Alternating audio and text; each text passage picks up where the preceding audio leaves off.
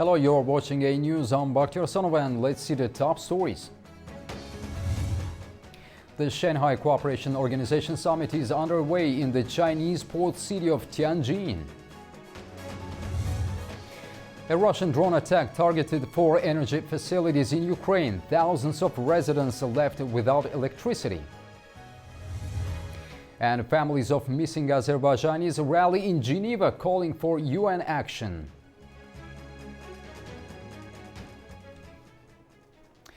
The Shanghai Cooperation Organization Summit is underway in the Chinese port city of Tianjin. It's the largest gathering in the group's history, bringing together leaders from across Asia, the Middle East and beyond. Alongside high-level diplomacy in largest ever Shanghai Cooperation Organization Summit, China is also using the event to deepen regional ties. Azerbaijan, on the other hand, sees this as an opportunity to advance on new partnerships with major Chinese companies. Our correspondent Leila Rahimli is now in Tianjin. Let's hear more from her. The first day of the Shanghai Cooperation Organization Summit has just concluded here in China's major port city, the largest gathering in the history of the SCO. The two-day meeting brings together leaders from more than 20 nations, including China, Russia, Turkey, India, Iran, Pakistan, the Central Asian republics, and countries across the Middle East, South and Southeast Asia. Chinese President Xi Jinping is presiding over the summit the 5th time China has hosted since the organization was founded in 2001. Indian Prime Minister Narendra Modi's visit here is first time to China in 7 years, widely seen as a signal of a warm in relations between the two neighbors. Azerbaijan's President Ilham Aliyev arrived yesterday and today met with President Xi Jinping. On the sidelines, he also held an intensive round of bilateral meetings with China's largest state and private companies. Talks with Energy China focused on cooperation in renewables, including solar power plants, offshore wind projects and wastewater treatment initiatives. With sensing photovoltaic technologies, discussions centered on establishing a cutting-edge solar panel factory in Azerbaijan's Alat Free Economic Zone, with much of its output destined for global export markets. At his meeting with CTC, the focus was on digital economy, cybersecurity and modern data systems to strengthen national governance capacity. And in talks with China Communications Construction Company, President Aliyev explored participation in the second phase of the port of Baku, upgrades to the Trans-Caspian transport corridor, metro station constructions, urban transport development, and even ecological projects to clean and restore lakes around the Absheron Peninsula. Also today, China and Armenia announced the establishment of a new strategic partnership, underlining the broad diplomatic weight of this year's summit. The SCO itself traced its roots to the Shanghai 5 mechanisms before expanding to 10 full members today, along with 60 observers and dialogue partners. The bloc now covers nearly 24% of the world's land area and represents 42% of the global population. Its member states account for about a quarter of global GDP, with trade among them growing nearly 100-fold since 2001. This summit comes with weighty expectations. Leaders are due to sign the Tianjin Declaration and adopt a 10-year strategic focused on security, trade, energy and cultural cooperation. The meeting will also issue statements marking the 8th anniversary of the end of World War II and the founding of the United Nations. For China, the summit is also a platform to deepen ties. Last year, its trade with ASEAN members and partners reached a record $809 billion. Beijing is pledging the thousand training opportunities in digital technology and inviting partners to join projects such as the Beidou navigation systems and the International Lunar Research Stations. The stage is set here in Tianjin for important agreements and potentially new geopolitical alignments to emerge as the summit continues. And that's all for now. I'm Leila Rahimli reporting for A News. And earlier we spoke with Ahmed Faruk Ishik, a distinguished political analyst and regional affairs expert, to help us better understand the significance of this year's SCO meeting and what China's leadership in adopting the 10-year strategy reveals about Beijing's long-term regional ambitions. For China, it's a very important opportunity as a member of the Shanghai Cooperation Organization hosting this event and the second largest economy in the world. And one of the countries that leader of the green energy, AI, digital economy, and space cooperation. This summit is a very good opportunity for China to show its strength as well as build its cooperation. Because by last year, China-Shanghai Cooperation Organization trade already hit $512 billion US. So it's the highest ever. So Shanghai Cooperation Organization related trade with global in around the world is already hit 890 billion. So it's China's 14% of the global economy. A Russian overnight drone attack targeted 4 energy facilities in Ukraine's Odessa region. Over 29,000 residents in Chornomorsk were left without electricity on Sunday, according to Ukraine's largest private energy producer. Fires broke out at some sites and 1 person was injured. The company said it will inspect the facilities and carry out emergency repairs once cleared by the military and emergency services. During the night, Russian forces launched 142 drones across Ukraine, with air defenses shooting down 126 in the north, south and the east of the country. Russian attacks killed at least 5 civilians and injured at least 61 in Ukraine over the past day, regional authorities reported. The European Union is sharpening its stance on Russia with calls to toughen sanctions and keep frozen assets tied to reparations for Ukraine. This comes after Moscow's latest deadly assault on Kyiv this week, which left thousands dead and even damaged diplomatic missions. A News wraps up the main points of the week. EU Foreign Policy Chief Kaja Kallas said it is impossible to return frozen Russian assets unless Moscow pays reparations. She spoke before a meeting of EU foreign ministers in Copenhagen this week. The EU has frozen about 210 billion euros of Russian assets under sanctions over the war in Ukraine. Ukraine and countries like Poland and the Baltic states want the EU to confiscate these funds to help Kyiv. But France, Germany and Belgium oppose this, saying only profits from the assets are set aside for Ukraine. We see that Russia does not want peace, although there are a lot of diplomatic efforts made to bring Zelensky and Russia to the table.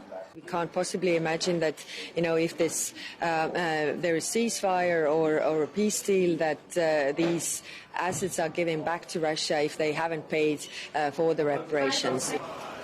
At the informal meeting of the EU's foreign ministers in Copenhagen, Danish Foreign Minister Lars Løkke Rasmussen stressed to keep up the push on Russia.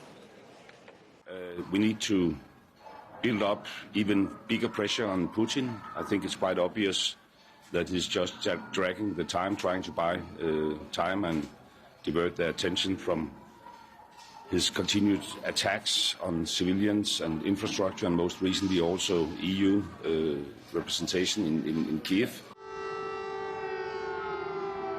The Kremlin will stop at nothing to terrorize Ukraine. That's according to the European Commission President Ursula von der Leyen, who expressed outrage after Russia's drone and missile attack on Kyiv on Thursday. The assault killed 23 people, including 4 children, left dozens injured, and damaged the European Union delegation's building in the Ukrainian capital. Von der Leyen announced that Brussels will soon introduce further sanctions against Moscow. We will come forward soon with our 19th package of hard-biting sanctions. And in parallel, we are advancing the work on the Russian frozen assets to contribute to Ukraine's defense and reconstruction. According to Ukrainian officials, Russia launched nearly 600 drones and more than 30 ballistic and cruise missiles, the most intense assault on Kiev this month. Many of the victims were killed when a 5-story residential building collapsed in the Donetsky district on the city's left bank. Alongside the EU mission, the Azerbaijani embassy in Kiev was also damaged in the blasts. Windows were shattered and the consular roof cracked, but Azerbaijan's foreign ministry confirmed there were no injuries among staff and the embassy remains operational. Meanwhile, the Kremlin said on Thursday it was still interested in pursuing peace talks over Ukraine, saying that both sides were continuing military strikes, but that Russia remained committed to diplomacy. The European Union's divisions over Gaza were laid bare once again after an informal meeting of the bloc's foreign ministers in Copenhagen. EU High Representative Kaja Kallas admitted the lack of unity is damaging the bloc's credibility on the global stage, saying it's personally difficult to be seen as the face of that division. While an options paper has been presented, member states remain split on how to pressure Israel, including whether to suspend free trade under the EU-Israel Association Agreement. Germany and Hungary oppose the move, while Denmark, which holds the rotating presidency, has signaled its support. And taking action against that. The humanitarian crisis in Gaza is worsening, with hundreds of thousands facing famine and severe food insecurity.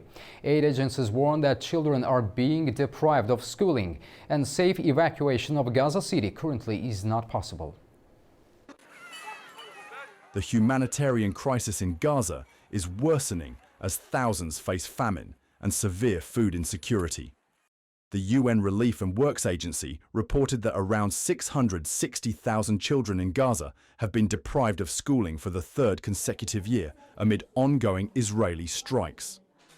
The United Nations Relief and Works Agency for Palestine refugees in the Near East described the conflict as a war on children that must stop and called for an immediate ceasefire to allow children to return to school and normal life. The World Food Programme and the Integrated Food Security Phase classification have warned that parts of Gaza are experiencing famine conditions. Around 514,000 people in Gaza City and surrounding areas are severely food insecure, with numbers expected to rise in central and southern districts. In July alone, over 12,000 children were identified as acutely malnourished, the highest monthly figure ever recorded, and a 6-fold increase since the start of the year.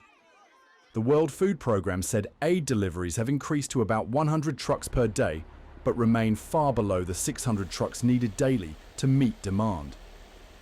The International Committee of the Red Cross warned on Saturday that a mass evacuation of Gaza City is impossible to conduct safely or with dignity, as many civilians cannot move due to starvation, illness, or injury. The IPC report stressed that famine could soon spread to other parts of the enclave if access and aid delivery are not scaled up. Iran's nuclear program has escalated this week with significant developments on both the international and domestic fronts.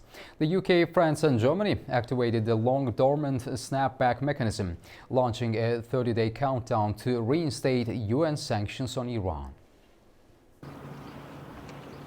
The UK, France and Germany launched a 30-day process known as Snapback to reinstate UN sanctions on Iran over its nuclear program on Thursday. The trio, known as the E3, has taken the step over accusations Iran has failed to abide by a 2015 deal with world powers that aim to prevent it from developing a nuclear weapon. Since 2019, Iran has increasingly and deliberately ceased performing almost all of its JCPOA commitments. This includes the accumulation of high-enriched uranium stockpile, which lacks any credible civilian justification. In fact, according to the IAEA, Iran is the only country without nuclear weapons producing high-enriched uranium.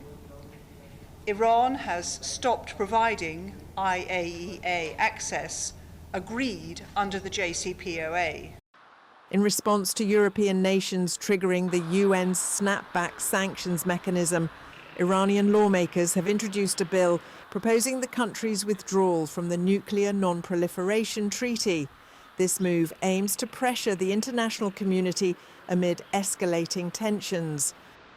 Iran categorically rejects and condemns the unlawful notification by France, Germany, and the United Kingdom. This action sidesteps the JCPOA dispute resolution mechanism.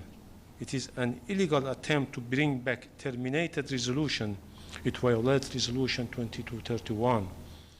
The E3 have no legal or moral standing to use the so-called snapback. Their notification is null and void. The JCPOA dispute resolution mechanism is a step-by-step process. It was designed to prevent abuse by parties like E3, who themselves have not respected their obligation. France, Britain and Germany have long threatened to trigger the sanctions at the United Nations Security Council by October 18th, when a now largely defunct nuclear deal struck 10 years ago between Tehran and major powers expires. Meanwhile, the International Atomic Energy Agency has resumed inspections in Iran, marking the first such visit since June. However, full cooperation remains uncertain, as Iranian authorities have yet to finalise agreements on inspection protocols.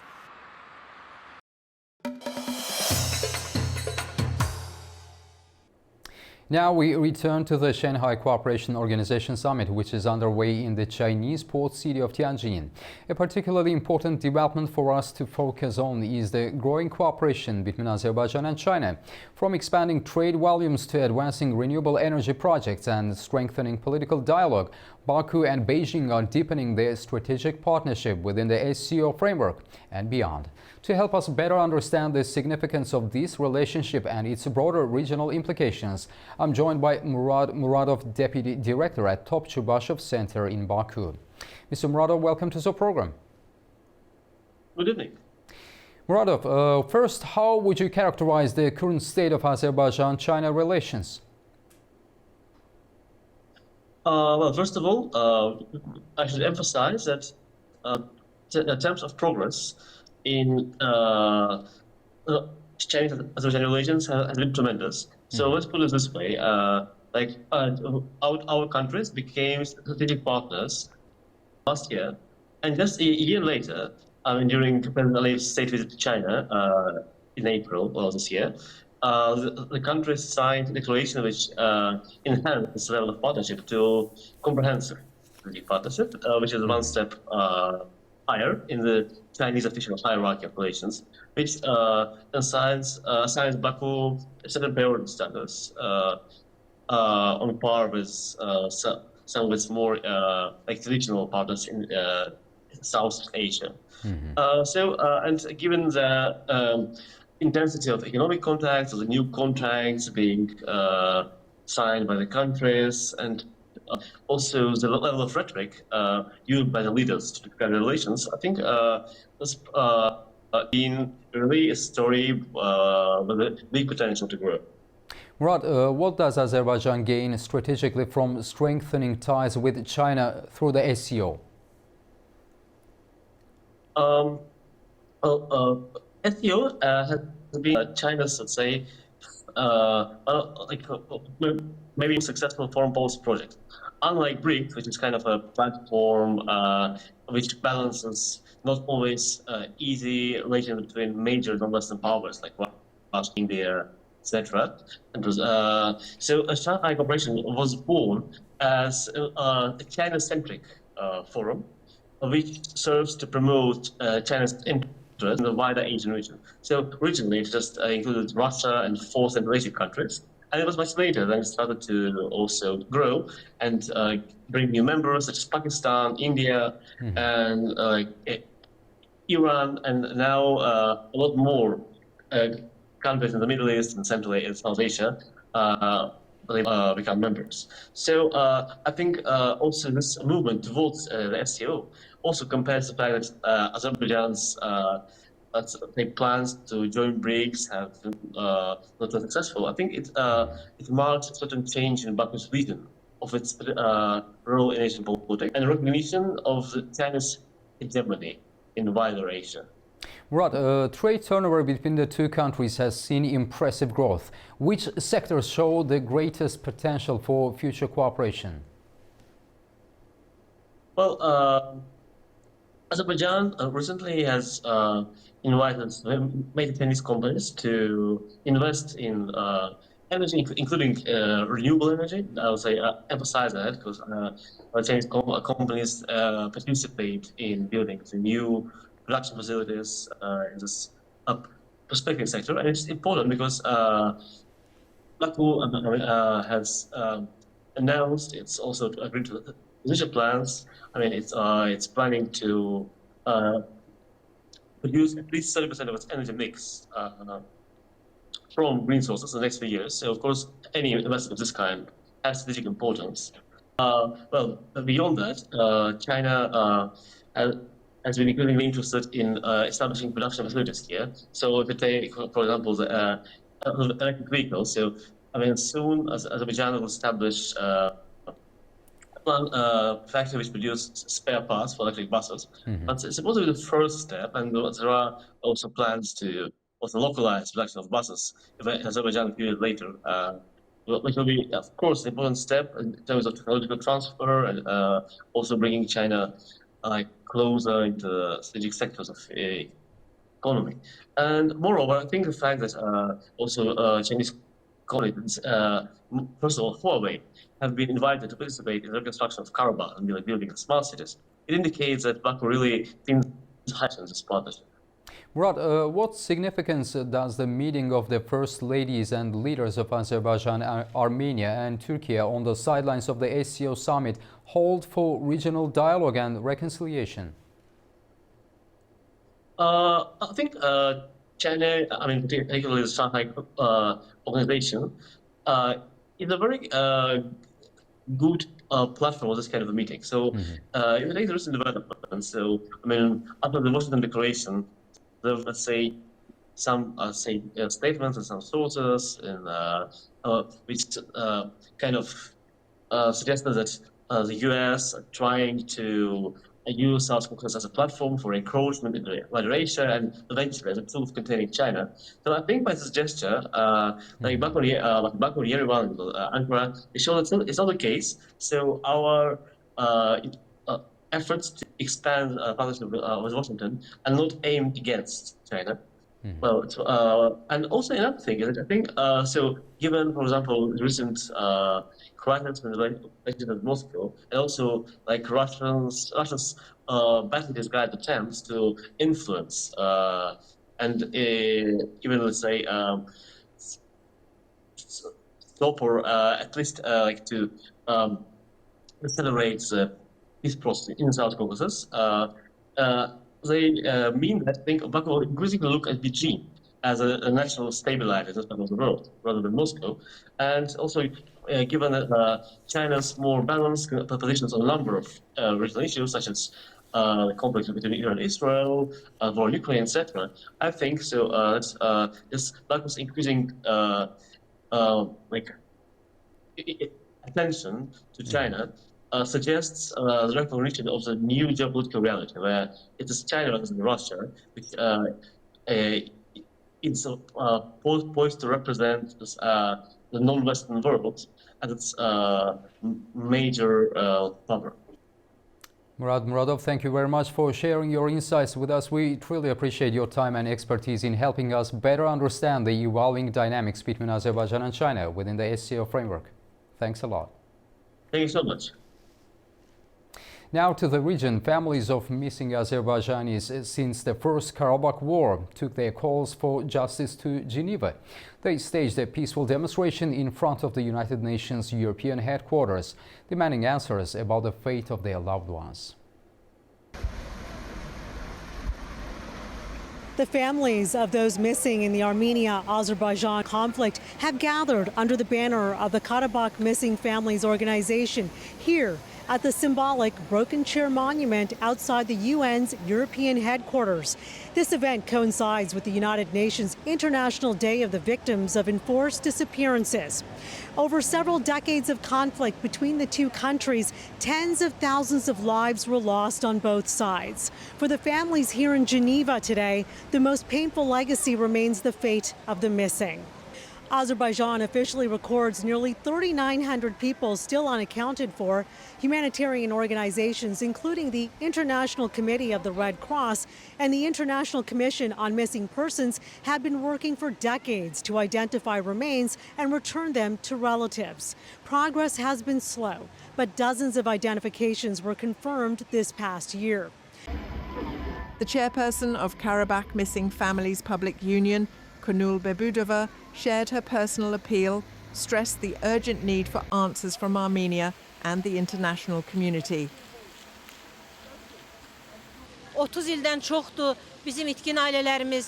more than 30 years, our families have lived with pain. They have lost their loved ones and cannot get any information about them. We are demanding from Armenia to provide information to Azerbaijan and to the families of the missing about the burial places of our disappeared. Our lands are mined, and this creates problems in the search for the missing. As families of the disappeared, even though it is painful and difficult, as people who have lived with this suffering for more than 30 years, today we are here together with the initiative of our organization, with the initiative of the families of the missing, to raise our voice once again.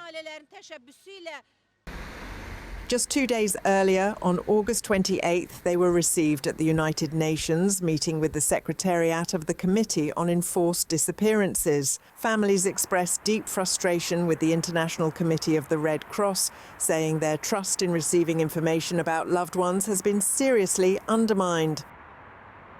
Among those who spoke at the Geneva rally was a woman whose husband went missing during the Khojaly massacre, the mass killing of Azerbaijani civilians by Armenian forces in February 1992. Her words reflected the deeply personal pain carried by thousands of Azerbaijani families. My husband is missing. His name is Azad Jabarov. He went missing in Khojaly. Like nearly 4,000 of our compatriots, there is no information about him. The last time I saw him was in the village of Mashali in Khojaly. That day, my uncle was killed when my husband left us that day. From him, only a watch remained with me. On that same day, the watch stopped and never worked again. Nothing remains but memories. Since the 2020 war, 28 mass graves have been discovered in liberated territories, exposing scenes of mass killings and burials. Families reminded that entire households disappeared together, with 61 families losing between 2 and 7 members each during the First Karabakh War. The protest in Geneva highlighted one clear demand. Armenia must hand over maps of all mass graves so that the fate of thousands of missing Azerbaijanis can finally be known.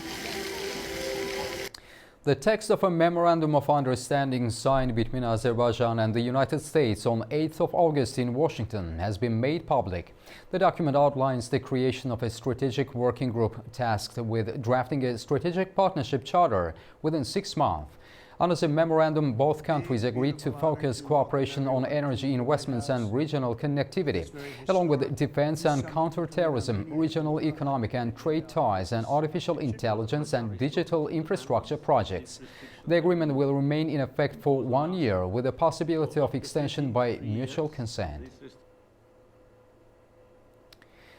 Starting this academic year, AI is now mandatory at all 93 universities, with 20 schools launching 25 fresh AI tracks to boot in Kazakhstan. The AI Sana program rolls out campus-wide, giving every student hands-on AI training, and already 390,000 have completed the course, with 3,000 earning certificates. This is part of a bigger push flagged by President Tokayev earlier this month to make AI a key engine of national growth. Meanwhile, the Alem.ai Center is rising in Astana, aiming to turn Kazakhstan into an AI powerhouse and drive AI exports to $5 billion by 2029. And to remarkable places now. Turkey's Kerempe Lighthouse has guided sailors on the Black Sea for 140 years. Built in 1885, it remains a vital maritime landmark and a symbol of local heritage. The Kerempe Lighthouse has been a guiding beacon for sailors navigating the Black Sea for 140 years. Built in 1885 by the French, the lighthouse is perched 82 metres above sea level on the cliffs of Kerempe Cape. This is the second most protruding point on the Black Sea coast. For generations, sailors, fishermen and ships have relied on this lighthouse. Once powered by oil lamps, the lighthouse now operates on an electric system, flashing every 20 seconds to alert vessels. It stands as one of the most significant navigational landmarks on Turkish northern coast. One sailor once told me he got lost at night but saw the lighthouse and followed its light back to shore. He said, "Thanks to this light, I made it home." The lighthouse has been closely tied to local heritage, with generations of keepers serving there for decades. Today, Kerempe Lighthouse continues to provide safety to sailors and fishermen while remaining a cultural symbol of the region. That's your news update for now from Baku. Stay tuned to A News for more updates.